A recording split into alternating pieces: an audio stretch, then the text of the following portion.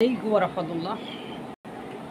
খেলার মাঠের যে অবস্থা, রাজনৈতিক খেলার মাঠের যে অবস্থা, বিএনপিকে আওয়ামী লীগকেই ডাকতে হবে এই রাজনৈতিক কারণে টিকে থাকতে হবে। প্রায় একথা বলি, কারণ বিএনপির জন্য ঘোর বিপদ সামনে অপেক্ষা করেছে।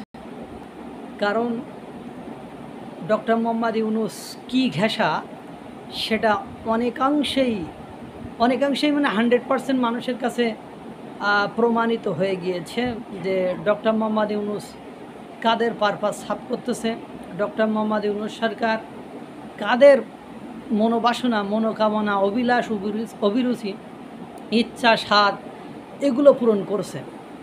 এটি বাংলাদেশের জনগণের আর বুঝতে বাকি নেই। সেটি এটিএম আজহারুল ইসলাম এর জামিন দেওয়া, আজকে জামাতের নিবন্ধন ফেরত পাওয়া, তারপরে আরও বিভিন্ন ইস্যুতে, যেমন আওয়ামী লীগ মানে নিষিদ্ধের ইস্যুতে জামাতের অংশগ্রহণের পরই আওয়ামী লীগকে নিষিদ্ধ করা। এবং বাংলাদেশের আপনি দেখেন রাজশাহী বিশ্ববিদ্যালয় এত কিছু ঘটে গেল, সেখানে কিন্তু কোনো মানে প্রতিক্রিয়া হয়নি বা ছাত্রদল সেখানে প্রতিবাদ করলেও কোনো লাভ হয়নি। তারপরে কুয়েটের অবস্থা দেখেন, ভিসির পদত্যাগের বিষয়টি। তারপরে আপনার ঢাকা বিশ্ববিদ্যালয়ের সাম্য হত্যার বিষয়টা আপনারা দেখেন। সব কিছু মিলায়ে আর বিএনপিকে তো বুড়ো আঙ্গুল দেখাচ্ছে একের পর এক। বিএনপিকে বৈঠকে ডেকেও তাদের যে দাবি দেওয়া, সে দাবি দেওয়াকে বিন্দু পরিমাণ তোয়াক্কা না করা, তাদেরকে চীনের নিক্কে সম্মেলনে যে বুড়ো আঙ্গুল দেখানো, এবং বর্তমান সময়ে মুক্তিযুদ্ধের বিপক্ষে কি হচ্ছে, মানে স্বাধীনতার পক্ষের শক্তিদের সাথে কি হচ্ছে, সেটা আপনারা স্পষ্টত দেখতে পাচ্ছেন যে তাজউদ্দিন আহমেদ বাংলাদেশের প্রথম প্রধানমন্ত্রী, তার নাম পর্যন্ত পাল্টে যায়। বিএনপিও কোনো দিন এই ধরনের সাহস করেনি বা এই ধরনের ইচ্ছা পোষণ করেনি। আপনারা দেখেছেন সারা বাংলাদেশে মুক্তিযুদ্ধের যেসব ব্যক্তিত্ব ছিল তাদেরকে কিভাবে ইনহিউমিলেট করা হচ্ছে বা তাদেরকে কিভাবে অবদমন নিপীড়ন করা হচ্ছে।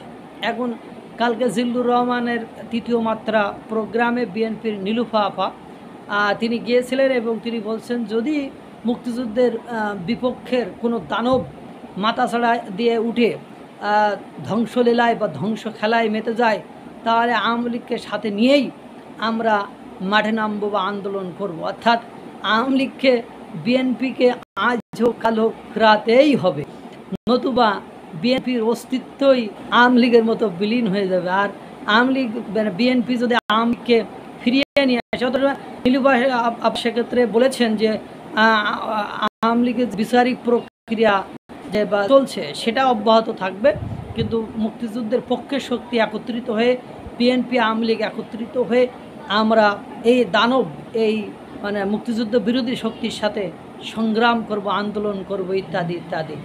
আর ডক্টর মোহাম্মদ ইউনূসের ক্ষমতায় রাখার জন্য জামাত ইসলাম গতকালও বলছে যে বিচার কার্য সংস্কার শেষ না হওয়া পর্যন্ত কোনো নির্বাচন নয়, আর বিচার কার্য আর সংস্কার শেষ হইতে অ্যাটলিস্ট 5 বছর সময় লাগিবে।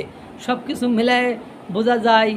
আর তারা যেভাবে মিছিল মিটিং করছে, তারা যেভাবে গতকালকেই আপনার এক জায়গায় দেখলাম পরীক্ষার বিষয়টাকে নিয়ে মারামারি হয়েছে, সেখানে শিবিরের এক নেতা বলেছে যে ছাত্রলীগের যে পথে নিষিদ্ধ করা হয়েছে, ছাত্র দলকেও সে পথে নিষিদ্ধ করা হবে। অর্থাৎ তারা নিষিদ্ধের খেলায় এখন মত্ত হয়ে আছে।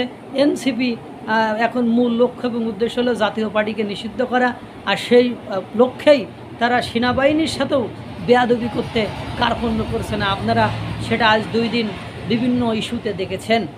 এখন আওয়ামী লীগকে বিএনপিকেই ফেরাতে হবে, এছাড়া বিএনপির সামনে আর কোনো উপায়ন্তর দেখা যাবে বলে আমার মনে হয় না। ইতিমধ্যে অবশ্য বিএনপি একটা অফার দিয়েছে, আওয়ামী লীগের যারা ক্লিন ইমেজের লোক তারা যদি বিএনপিতে যোগদান করে তাহলে কোনো প্রবলেম নেই। আল্লাহ তাআলা সকলকে ভালো রাখুক, সুস্থ রাখুক। আসসালামু আলাইকুম ওয়া রাহমাতুল্লাহ।